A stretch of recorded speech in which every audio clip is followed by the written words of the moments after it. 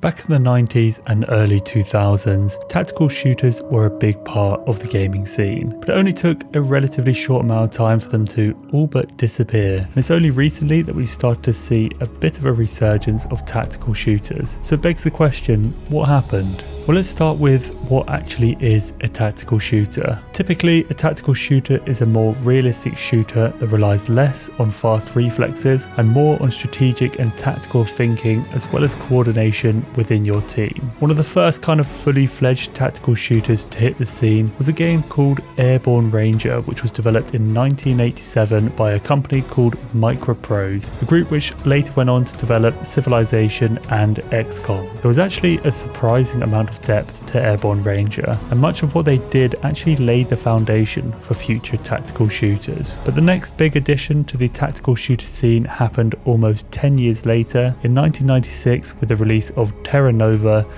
Force Centauri, which was one of the first 3D rendered games with squad-oriented gameplay. Now, of course, squad-oriented gameplay is something that we're going to see a lot of in following tactical shooters, but it was 2 years later in 1998 when tactical shooters really took off with the release of Rainbow Six, Delta Force, and the first of the SWAT series. Although still very much a youngster when these games came out, they're the first real tactical shooters that I'm able to properly relate to. In particular, Rainbow Six, which, although I didn't play it too much, I was always watching one of my brothers or even my dad plowing through it. Rainbow Six, like most traditional tactical shooters, focused more on stealth and tactics rather than sheer firepower. Terrorists, hostages, and operatives could all be wounded or killed with only 1 or 2 bullets, and before each mission there was a planning stage during which the player was given a briefing and then chose the operatives to be involved in the mission, their weapons, and also their equipment. The planning stage was also used to determine the path the AI-controlled squads would follow during the mission, as well as where they would deploy devices such as flashbangs or breaching charges. These tactical shooter campaigns were very popular amongst players and critics alike, and some of the games also had thriving multiplayer communities. So at this point in time, the tactical shooter scene was very much alive and kicking, and a lot of these successful games went on to make expansions and sequels. Rainbow Six got Rogue Spear in 1999, Blackthorn in 2001, and Rainbow Six 3 in 2003. Delta Force kept going with new games up until 2005, and we also got the release of another Tom Clancy game called Ghost Recon in 2001. Now, Ghost Recon, whilst undoubtedly being a tactical shooter and also a great game, was when we started to see very early signs of developers easing off on the tactical elements of these shooters. Part of that was due to the open terrain that provided the setting for Ghost Recon, but there was also a move away from the planning phase, and tactics seemed to play less of a role in ensuring mission success. Flashbangs and stun grenades were somewhat abandoned in favour of grenade launchers and LMGs. The core elements of any tactical shooter, however, were still there in Ghost Recon. Movement was slow and methodical, and the time to kill and be killed was sufficiently short. 2 expansions followed the original Ghost Recon, Desert Storm and Island Thunder, and then in 2004 we got a third and final expansion called Jungle Storm that was exclusively for the PlayStation 2 and the Nokia N-Gage. Now, I personally think that the more tactical elements of tactical shooters, like the pre-planning stage and controlling your squad, can end up being better suited to playing on PC compared to playing on console. I think that's one of the reasons why the PC version of Rainbow Six received much better reviews compared to the PS1 version. I'm sure there were also some hardware issues that came into play, but I reckon console gaming can struggle with hardcore tactical shooters in a similar way it struggles with real-time strategy games. However, the rise of more powerful consoles such as the PS2 in the year 2000 meant that the door was open for developers to start making more typically PC-like shooters, but for consoles which now had the hardware to handle them. It was soon after this we started to see console-exclusive games from traditionally PC-only franchises. In 2003, SWAT Global Strike Team, a much more arcadey version of the previous SWAT titles, was released exclusively for PlayStation 2 and Xbox. In 2004, Ghost Recon 2, which was much less tactical than the previous Ghost Recon, was released exclusively for Xbox, PlayStation 2 and GameCube, with the Windows version eventually being cancelled. Rainbow Six games started to target consoles as well, much more by getting rid of the planning phase and becoming more action focused with the release of Lockdown and later the Vegas games. It started to become clear that there was a divide between the type of game that was being made for consoles compared to the type of game that was being made for PC. The best example of this was with Ghost Recon Advanced Warfighter, which came out after Ghost Recon 2. The PC version of Advanced Warfare is completely different to the console version, with the console version being third person and much less tactical compared to the first person PC version. This clearly highlighted the fact that we'd reached a point where the Ghost Recon developers clearly didn't think traditional tactical shooters were right for console gamers. I've got to say, that's just my opinion, I do kind of think they were wrong here.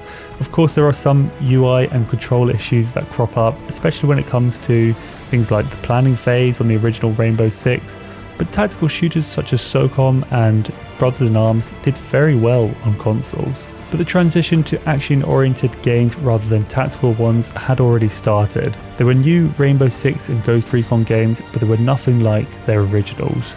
Delta Force started to explore the mobile gaming scene, and in doing so lost most of its loyal fan base, and the SWAT developers stopped making shooters altogether in favour of working on Bioshock games. When Call of Duty 4 Modern Warfare came out in 2007 and ended up being the top selling game worldwide, I think it further pushed developers away from the more traditional tactical shooters. That was when we started to lose games like Brothers in Arms, which decided to go in a completely different direction with Furious 4, rather than producing the much anticipated sequel to Hell's Highway. Thankfully, for all our sakes, Furious 4 ended up being cancelled, but it showed the kind of trajectory that a lot of tactical shooters had followed. We also saw tactical shooter developers getting engulfed by larger companies like Ubisoft, who tend to be primarily driven by profits.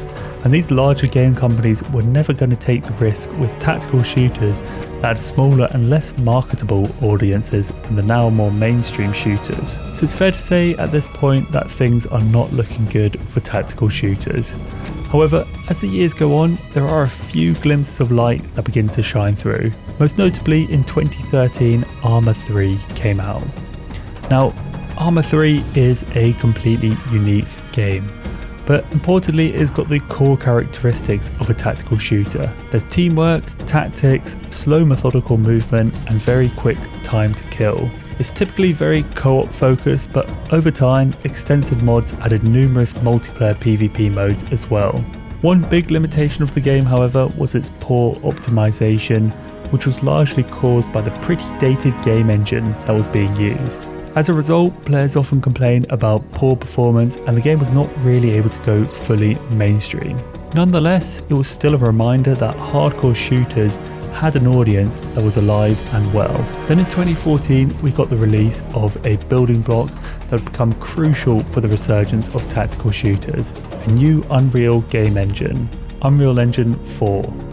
In 2015, Epic made Unreal Engine 4 free for all users in exchange for establishing a selective royalty schedule. All of a sudden, we got this extremely powerful game engine that can be readily used by indie developers. As we know, the bigger game companies weren't interested in tactical shooters, but indie game companies on the other hand were much more likely to target these niche audiences. We had by this point seen from Arma 3 as well as from games like Project Reality, the more tactical, hardcore, large-scale multiplayer PvP games were proving popular amongst a certain set of gamers. Although these large-scale multiplayer games were different to the type of tactical shooters that were popular in the late 90s and early 2000s, they did have a lot in common and shared a lot of the same fans. We then started to see a bit of a boom in these large-scale multiplayer shooters. In 2015, we got early access for Squad, in 2018 we got Postscriptum, and in 2019 we got Hell Let Loose. Incidentally, all these games were developed using Unreal Engine 4. Crucially, around this time in 2018, we did also get a game called Ground Branch. Now this game is much more akin to what we saw with the early Rainbow Six and Ghost Recon games, and there's a good reason for that. Ground Branch did in fact come from one of the developers behind the original Rainbow Six and Ghost Recon games. The developers of Ground Branch recognised the tactical shooter gap that existed in the gaming industry. They even say on their website that Ground Branch has been made for those gamers who missed the tactical shooters of the late 90s and early 2000s. Interestingly enough, Ground Branch is actually now published by Microprose, who are the same publishers of Airborne Ranger back in 1987. And in 2020, we got another old school tactical shooter called 0 Hour. With 0 Hour, we even got a bit of a reintroduction of pre-mission planning, albeit on a fairly basic level. And then what I would argue is the pinnacle of the tactical shooter resurgence to date. In 2021, we got Ready or Not, a spiritual successor to SWAT 4 and an absolutely excellent tactical shooter. Now it is in early access, but it's still very impressive and in my eyes marks the undoubted comeback of tactical shooters. What's even more impressive is the beta footage of the game definitely wasn't particularly good, so they've really turned it around just before the early access release, and they've shown us that these kind of games can still exist in the modern era. Ground Branch, 0 Hour and Ready or Not were also all made using Unreal Engine 4. I think that the advancing technology has allowed smaller game companies to make games which target more niche audiences. I also think we'll be relying on smaller companies for our tactical shooters in the future, because of the type of audience tactical shooter fans are. The big game companies will continue to steer clear of tactical shooters, leaving the door open for smaller companies to take advantage of the gap in the market that's been left. So what's next? I personally think that the tactical shooter resurgence has just begun. The audience is there and will always be there. Unreal Engine 5 has also just recently released and it looks absolutely incredible. Will once again be made available for free for all developers. Large scale multiplayer PvP shooters are getting more and more popular. I think console gamings are also getting brought into the fold a little bit, as we've seen with Hell Let Loose, and I think they'll also get brought into the more traditional tactical shooter fold as well. I do believe it was a mistake all those years ago separating PC tactical shooters from console tactical shooters. A game like Ready or Not I think would do incredibly well on consoles, but what is still a big challenge for these old school tactical shooters is the AI.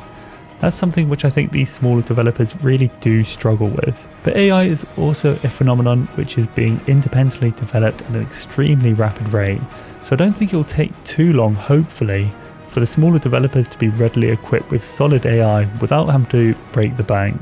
Based on the overwhelmingly positive response to Ready or Not in particular, I think it's fair to say that tactical shooters have got a bright future. I personally would like to see a spiritual successor to the original Rainbow Six, with a storyline and everything. Playing co-op through a campaign like that would be absolutely epic for PC and console gamers alike. And I just really hope that previous mistakes are learned from, and following the success of a resurgent tactical shooter scene, these smaller developers don't get too greedy and stick to what they're currently doing, which is focusing on making a great game for the community rather than just focusing on profits like a lot of those bigger companies do. So all in all, I am looking forward to seeing what's on the horizon with tactical shooters. We've got to give a lot of credit to these early developers that have brought about this resurgence, and hopefully they can build from it and get us even better games in the future. And that pretty much wraps up this video. I hope you guys enjoyed it. As I'm sure you can tell, I'm a fan of tactical shooters, so it's been really nice to see this resurgence. I'm sure I'm going to come back to this topic as I'm probably missed out a load of points, but I thought it was just worth discussing now, and hopefully in the future when I come back to it, there'll be plenty more tactical shooters for us to talk about. I hope you guys enjoyed the video. If you did, please leave a like, and if you want more of the same, make sure you subscribe. Cheers guys.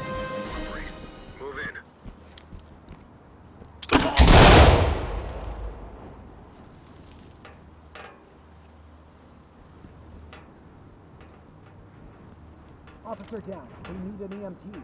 Talk to Element. Roger that. Continue with your mission.